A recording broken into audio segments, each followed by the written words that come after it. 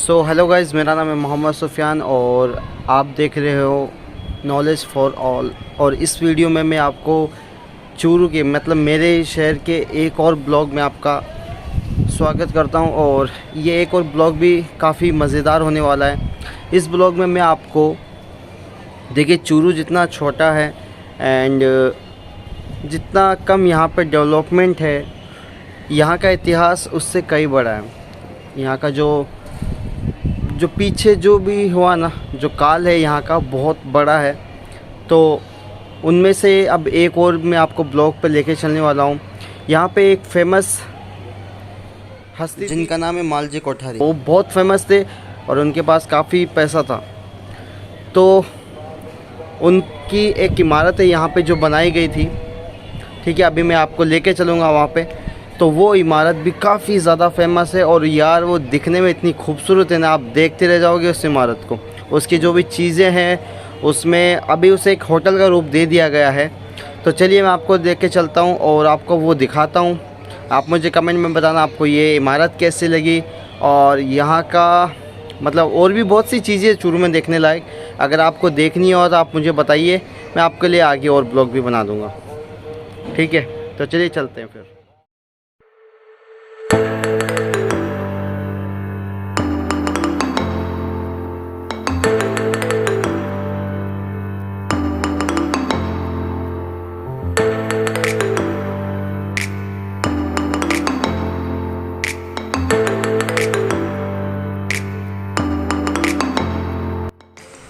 सो ये है मालजी का कमरा का जो मुख्य द्वार यानी कि मेन गेट। इसको इतना ऊंचा इसलिए बनाया गया है ताकि आप अगर हाथी घोड़े के ऊपर इसके अंदर इंटर हो तो आपको झुकना ना पड़े। वैसे ऐसा मैं नहीं बोल रहा हूँ, यहाँ पे लिखा हुआ है ऐसा ही है। और भाई जब हम मेन गेट से इंटर होते हैं ना तो ऐसा लगता है जैसे आप ताजमहल को देखने के लिए इंटर हो रहे हो, क्योंकि यार ताजमहल का एंट्रेंस भी कुछ ऐसा सा ही है। और यार मैं आपको बता दूँ कि ये चूरू का पहले सबसे ऊँचा धोरा हुआ करता था, यानी कि मिट्टी का टीबा सबसे ऊँचा था ये।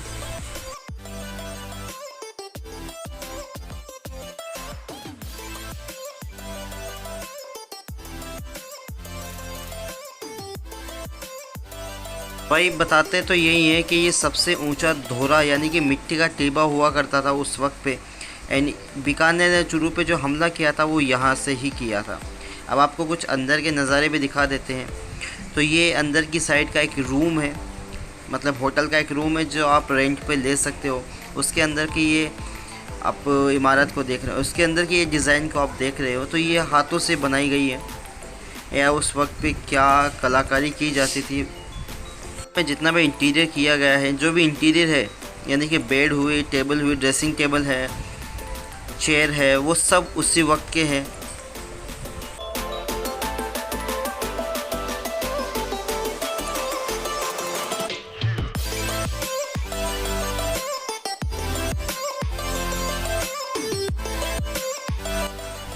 और ये आर्च देखो आप, क्या ज़बरदस्त लगते हैं कि उस टाइम पे यार बिना किसी मेजरमेंट के ये चीज़ करना बहुत डिफ़िकल्ट होता है। लेकिन भाई क्या ही बताएं उन्होंने कैसे किया, लेकिन ये इतने खूबसूरत तरीके से इसे बनाया गया है जिसकी हम खूबसूरती आसानी से बयां नहीं कर सकते।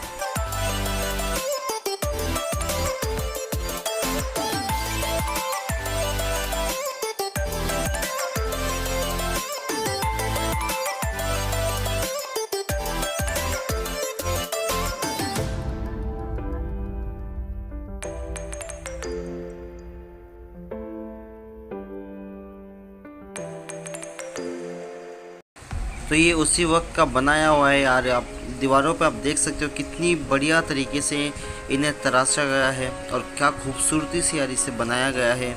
इसमें हर एक चीज़ की खूबसूरती एक अलग ही रूप दर्शाती है। और यहाँ पे आप जितनी भी ड्रेसिंग टेबल देख रहे हो जो भी लकड़ी की बनाई हुई है, वो सब उसी वक्त के बनाए हुए हैं। तो चलिए इस बंगले को बनाने वाले मालिक से मिलते हैं, यानी कि मालजी कोठारी जी से मिलते हैं।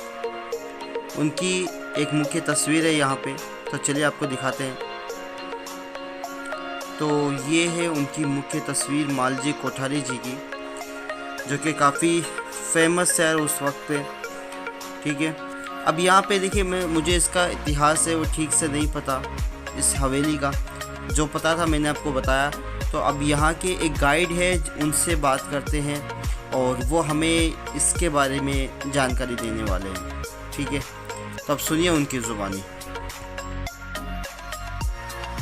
चूरू पधारने के लिए जी, ये मालचंद जी कोठारी द्वारा सन 1920 में निर्मित उनका कमरा था, उनकी महफिल थी, उनका दरबार लगता था और बीकानेर महाराजा गंगा सिंह जी जब भी चूरू पधारते थे तो यहीं पे ठहरते थे वो।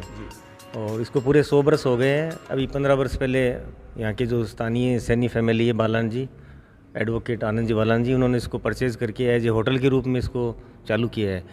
इसका जीर्णोद्धार किया है और रेनोवेट किया अपन कह सकते हैं। ये आप देख रहे हैं, ये उस ज़माने का महफिल खाना था। अब 10 साल से चूँकि ये होटल है तो इसको रेस्टोरेंट में तब्दील कर दिया। और ऊपर का जो पार्ट है वो जनान खाना था, महिलाएं वहाँ से जो भी यहाँ पे सेरेमनी होती उसको देखती थी। अब वहाँ पे सारे बेडरूम्स हैं। तो ये अपने आप में स्थापत्य कला का एक बहुत ही बेजोड़ नमूना है। इसको अपन वेनिजियन आर्ट कह सकते हैं, जो वेस्टर्न यूरोप की है, जो इटली की है, क्योंकि बाहर की जो कलाकृति है, जो बेल बूटे है, वो इटालियन स्टक्को के नाम से जाने जाते हैं। और अंदर आपने ज़रूर कुछ कमरे देखे होंगे, उनमें जो शेखावाटी की जो फ्रेस्को भित्ति चित्र वगैरह है, उससे सारे कमरे मुख्य कमरे उससे सुसज्जित हैं।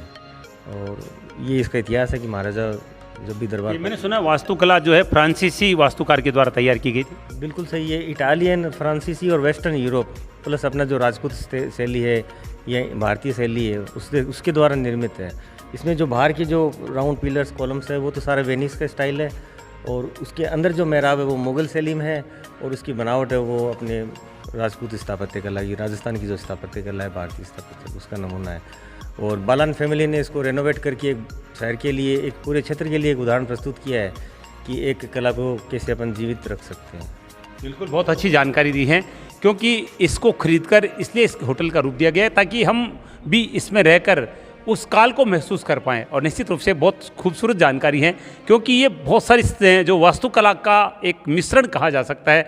हाँ, राजपूताना शैली है, इटालियन शैली है, फ्रांसीसी शैली है, उसका एक मिश्रण है ये जो वास्तुकला है यहाँ की माल जी के कमरे की। और यहाँ पर हम बैठे हैं, ये महफिल हुआ करती थी। ऊपर एक बार ऊपर घुमाएं, महिलाओं के बैठने का, ये राजा महाराजाओं के महलों में भी देखने को मिलता है, क्योंकि उस समय पर्दा प्रथा हुआ करती थी, महिलाएं पुरुषों के साथ नहीं बैठती थी।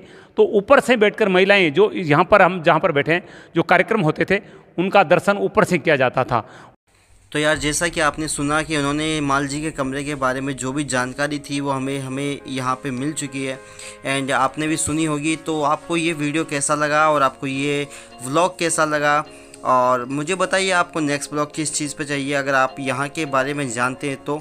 और अगर नहीं पता तो कोई बात नहीं, मैं आपके लिए सारी ऐसी जो भी मेन चीज़ें हैं दिखाने लायक, चूरू से रिलेटेड हो चाहे वो अलग हो, तो आपके लिए धीरे धीरे बनती रहेंगी। तो यहाँ से निकले हैं और रुकने वाले नहीं हैं, तो बस आप सपोर्ट करते रहिए। तब तक के लिए goodbye, thank you so much.